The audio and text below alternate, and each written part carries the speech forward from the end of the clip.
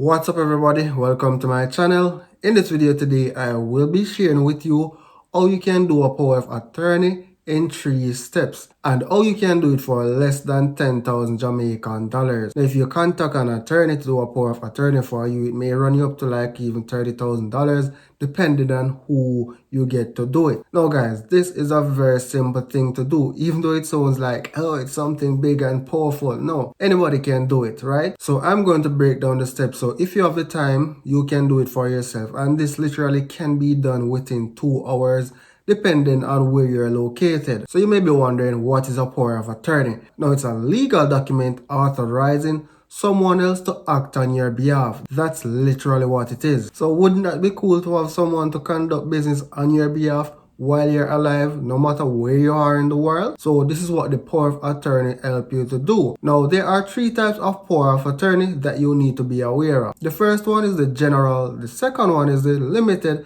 and the third one is the springing. So the general, as the name suggests, allows the appointee to conduct general business on your behalf, anything at all really. Now the specialized one allows the appointee to conduct specific business. So for example, you can do a power of attorney for an individual to just purchase cars only on your behalf. So that's an example of a specialized power of attorney. Now the springing, as the name kind of suggests, spring, like something spring up, only allows the appointee to act on your behalf on the occurrence of a specific event. So that's in the case like if you become disabled or mentally challenged. So those are the type of situations that you would use a springing power of attorney. So you name it and the power of attorney can do it for you. So for example, if you want someone to purchase house, cars, bikes, trucks, almost anything, make decisions on your behalf, open a business bank account for you, those are the little things a power of attorney can do for you. An ideal scenario where you want to have a power of attorney, whether it be limited or general, is when you are traveling overseas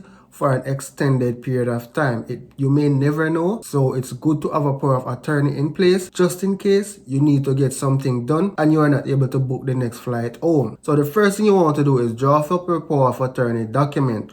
Right, this will outline everything you want the appointee to do, and you need to have this document stamped and signed by a JP. So once you have this document and it is stamped, the next step is to take it to the stamp duty office. So here you just take it to the office and say, hey, you're doing a power of attorney, they're going to give you a form to fill out, and then you're going to pay a fee of about $1,000. That's what I paid when I was doing it. Once you pay that stamp duty, you need to take it to the Registrar General Department, aka RGD, and here you're going to pay some fees as well. Now the fee that you pay here is dependent on the number of words in the document as well as the time you plan to pick up that document. So they're not going to literally count line by line, right? They may pick the longest line and times it by the number of rows in the document and then charge it per line. I think it's say 150, don't quote me on that, I don't remember the exact thing, right? So if you choose to pick it up within 5 business days, it's going to be more expensive. 10 business days, a little less expensive,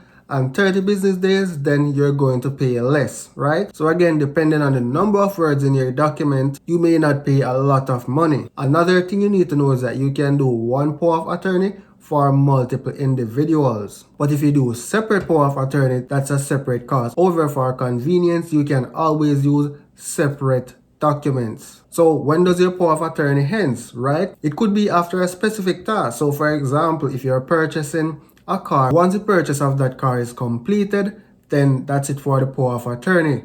You can also specify an end date. So whenever that end date is, then the power of attorney is expired. Or you could have it open. So that power of attorney will last until you die. So if you plan to get a power of attorney done, you can use my template for a small fee of $15. This is a full power of attorney template and you can modify it to suit your needs. The link will be available in the description of this video.